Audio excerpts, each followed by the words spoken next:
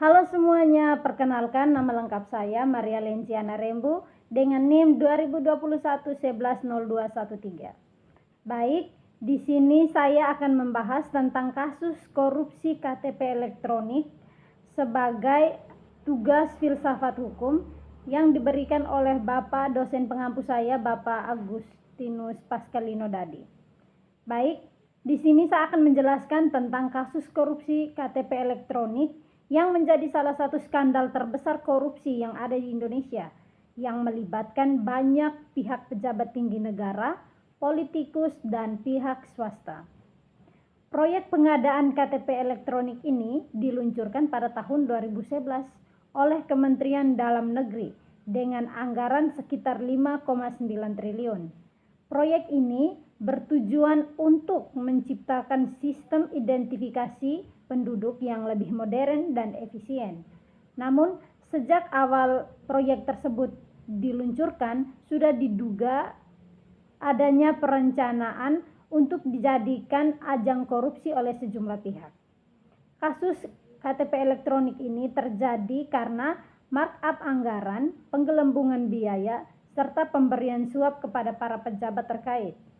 Sebagian besar dana proyek tersebut dialihkan ke kantong pribadi para pelaku.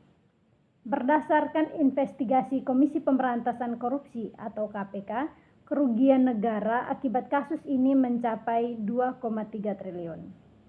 Adapun kasus ini terjadi karena beberapa tokoh atau tokoh-tokoh terkait dalam kasus ini seperti Setia Novanto, yaitu mantan Ketua DPR Republik Indonesia dan Ketua Umum Partai Golkar. Ia dianggap sebagai salah satu otak utama dalam kasus ini dan telah divonis 15 tahun penjara. Yang kedua ada Irman dan Sugiharto, mantan pejabat Kementerian Dalam Negeri yang bertanggung jawab langsung terhadap proyek KTP elektronik ini. Yang ketiga ada Andi Narogong. Ia merupakan seorang pengusaha yang menjadi penghubung dalam penyaluran dana dan pembagian keuntungan dari proyek ini. Selain itu ada juga puluhan anggota DPR RI, pejabat, serta orang-orang yang menerima aliran dana dari korupsi KTP elektronik ini. Proses hukumnya terjadi yaitu KPK memulai penyidikan pada tahun 2014 dan menetapkan sejumlah tersangka. Pengadilan Tipikor memproses beberapa kasus utama termasuk terhadap Setia Novanto, Irman Sugiharto, dan Andi Narogong. Banyak tokoh publik lain yang disebut dalam sidang, meskipun tidak semuanya dapat dijerat hukum. Sekarang saya akan menjelaskan tentang kaitan antara kasus korupsi KTP elektronik ini dengan filsafat etika dan moralitas. Yang pertama, persoalan nilai dan kewajiban moral. Korupsi ini adalah pelanggaran terhadap prinsip moral yang mendasar, seperti kejujuran, tanggung jawab, dan integritas. Dalam filsafat etika, tindakan korupsi dianggap melanggar norma universal atau dalam pandangan deontologi Kant yang mengharuskan seseorang bertindak berdasarkan aturan moral yang berlaku untuk semua.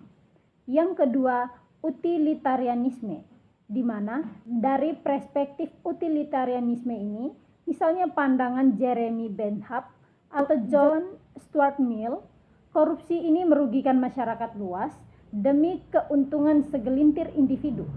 Kasus EKTP ini menyebabkan kerugian negara sebesar 2,3 triliun yang seharusnya digunakan untuk meningkatkan kesejahteraan rakyat melalui sistem administrasi yang efektif.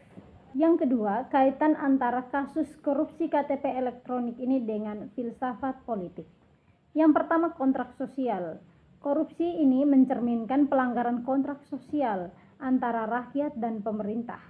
Menurut Rousseau, pemerintah bertugas melayani kepentingan umum, tetapi dalam kasus ini, kepercayaan rakyat dikhianati oleh pejabat negara demi kepentingan pribadi. Yang kedua, teori kekuasaan dan keadilan. Dalam teori keadilan Rawls, situasi politik dan sosial harus memastikan distribusi yang adil dari sumber daya dan kesempatan. Korupsi dalam kasus KTP elektronik ini menunjukkan penyalahgunaan kekuasaan yang menciptakan ketidakadilan struktural, di mana sumber daya negara digunakan oleh elit untuk keuntungan pribadi, sementara rakyat kehilangan manfaat yang seharusnya mereka dapatkan. Selanjutnya, ada kaitan antara kasus korupsi KTP elektronik ini dengan filsafat hukum. Yang pertama, keberadaan hukum dan pelaksanaannya. Dari perspektif hukum dan filsafat hukum, kasus ini menunjukkan bagaimana hukum bisa ada secara normatif tetapi tidak efektif karena lemahnya penegakan hukum atau ketidaksetaraan dalam penerapannya.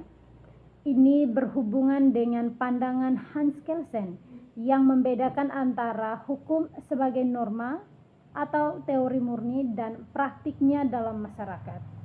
Yang kedua, masalah keadilan dan hukuman.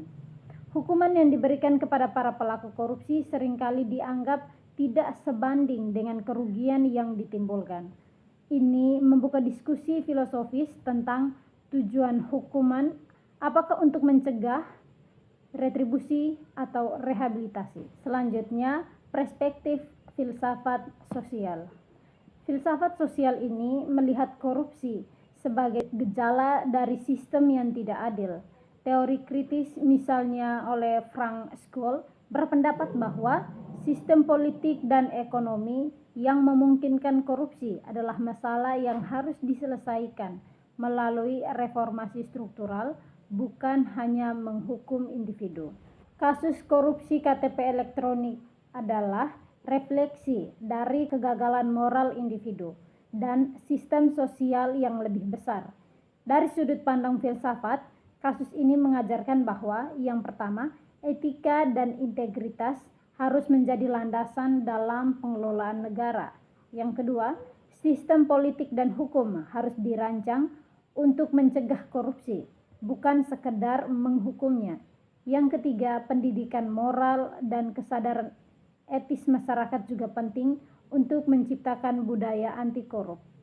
Menurut saya, dengan kasus yang terjadi, yaitu kasus korupsi KTP elektronik ini, semoga pemerintah bisa mengambil tindakan dan memberikan hukuman kepada para pelakunya agar bisa menjadi contoh bagi kita di kemudian hari, agar kita tidak melakukan hal serupa dan menjadi pengingat kalau korupsi itu seharusnya ditiadakan, karena hukum yang terjadi di Indonesia ini kadang tidak berjalan sesuai dengan yang semestinya. Baik, menurut saya dengan terjadinya kasus korupsi KTP elektronik ini seharusnya menjadi pembelajaran bagi kita semua agar menghindari korupsi, baik itu korupsi dalam hal kecil maupun hal besar. Dan juga kepada pemerintah, semoga memberikan pelajaran untuk membuat para pelaku jera terhadap tindakan korupsi ini agar tidak merugikan orang lain. Terima kasih.